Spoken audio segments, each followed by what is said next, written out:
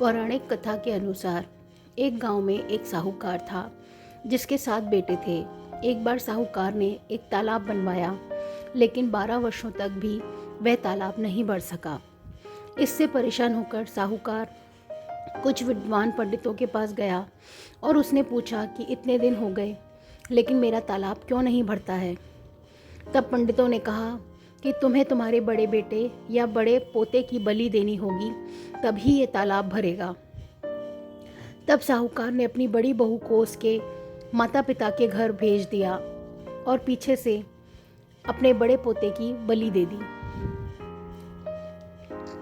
जिसके बाद तेजी से बारिश हुई और तालाब पूरा भर गया।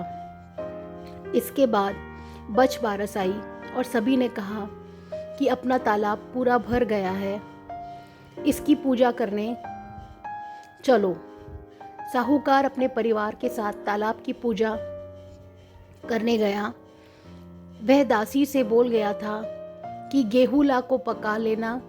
गेहूं से का मतलब गेहूं के दान से है। दासी समझ नहीं पाई। दरअसल गेहूं गाय के बछड़े का नाम था। उसने गेहूं को ही पका लिया। बड़े बेटे की पत्नी भी पीहर से तालाब पूजने आ गई थी।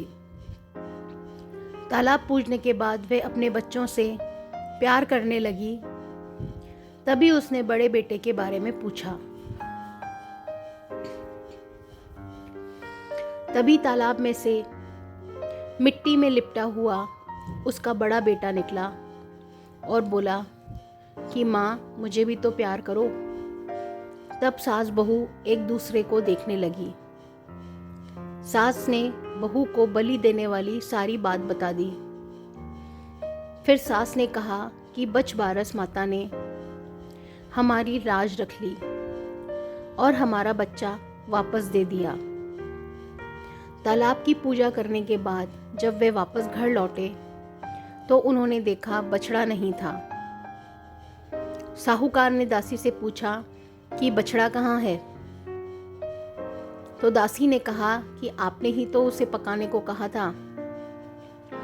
साहूकार ने कहा कि एक पाप तो अभी उतरा ही है, तुमने दूसरा पाप कर दिया।